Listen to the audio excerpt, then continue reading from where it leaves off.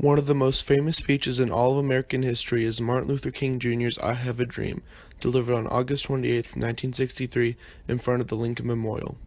The speech has come to embody the civil rights movement through King Jr.'s overall message of equality for all people, no matter their race, gender, or beliefs. While many are aware of the speech itself, few know how it came to be. So even though we face the difficulties of today and tomorrow, I still have a dream. Martin Luther King Jr. wrote the speech over the course of many years. He planned for it to be a homage to Abraham Lincoln's Gettysburg Address. This could be seen in his use of the words 50 years. He decided that since it was the 100-year anniversary of the Emancipation Proclamation, he would make a speech as a tribute to it. There are many different stories on how King formed the speech. Clarence Benjamin Jones, who assisted in the drafting of the speech, says that King was still unsure of what he would say during his speech within 12 hours of its deliverance, since he was more focused on the March on Washington itself. While how the speech came to be is questionable, the significance of the speech is undeniable. It is a dream deeply rooted in the American dream. I have a dream that one day this nation will rise up and live out the true meaning of its creed.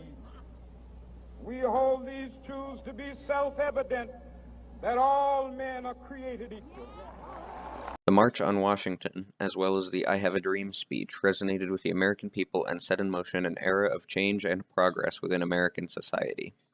Soon after the speech, the Voting Rights Act was passed by Congress, giving African Americans the same voting rights as whites. The speech has come to embody the fight for equality, with its message still resonating to this day. I have a dream that one day on the red hills of Georgia, the sons of former slaves and the sons of former slave owners will be able to sit down together at the table of brotherhood. The message of equality relayed by the I Have a Dream speech has begun to resonate within the modern feminist movement as well, specifically the battle for equal pay within the workplace. One of the most pressing concerns within the modern civil rights movement is the wage gap between men and women. I have a dream that one day, even the state of Mississippi, a state sweltering with the heat of injustice, sweltering with the heat of oppression, will be transformed into an oasis of freedom and justice. I have a dream that my 4 little children will one day live in a nation where they will not be judged by the color of their skin, but by the content of their character. As of 2015, women on average were paid 80% of what men were paid. This is the result of many things, but mainly blatant discrimination. In the 1960s, nearly all highly listed jobs had ads saying, "Help wanted, male." While the wage gap from the 60s was as bad as 59%, for over 4 decades the rate went up extremely slowly, about half a penny per dollar earned every year. According to that data, women's pay should only be equal to men by 2059. I have a dream that one day, down in Alabama, with its vicious racists, with its governor having his lips dripping with the words of interposition and nullification, one day right there in Alabama, little black boys and black girls will be able to join hands with little white boys and white girls as sisters and brothers. I have a dream today. The wage gap today is seen as a looming symbol of inequality in our nation. In 1963, when white men's salaries were vastly greater than those of blacks, this gap was used as evidence to the oppressive nature of black labor. Martin Luther King Jr., even in the 1960s, saw these gaps in pay as evidence to inequality and fought against it using speeches such as I Have a Dream. Even if there was a much more noticeable difference between whites and blacks in their labor than there is between women and men today, it is still a serious matter of injustice and discrimination, two things Martin Luther King Jr. preached for our country to get rid of.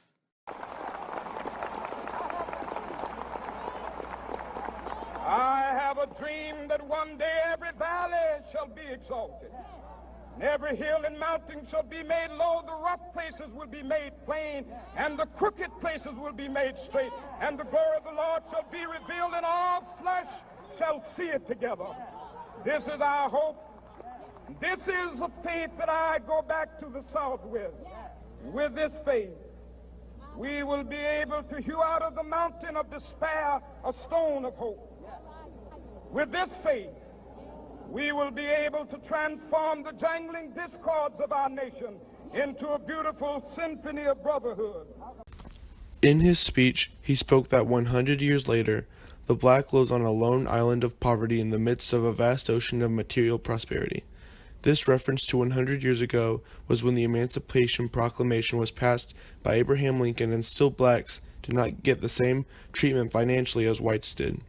In the year 1920, about 97 years ago, women were given the right to vote and took the first major step towards equality with the 19th Amendment.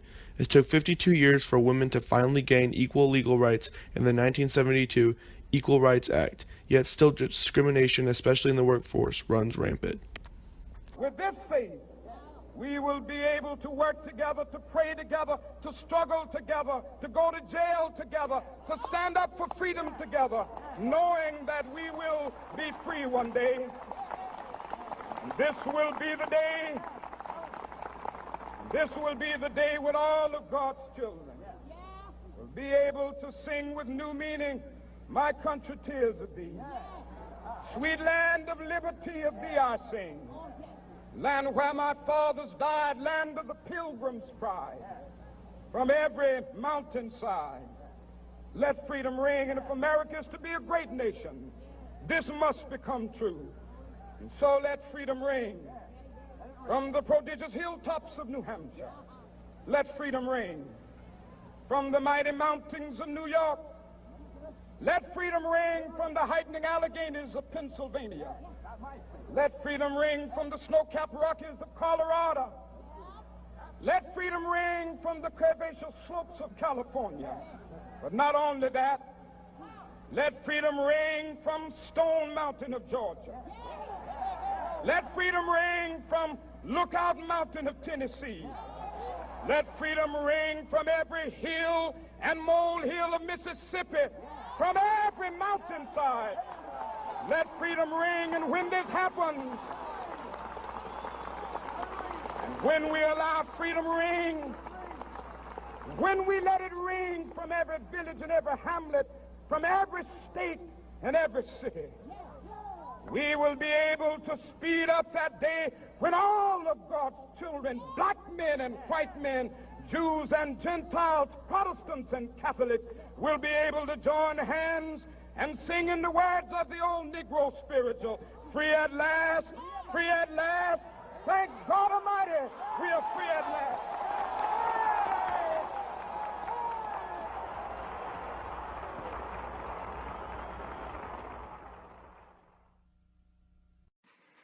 One day, right there in Alabama, little black boys and black girls will be able to join hands with little white boys and white girls as sisters and brothers.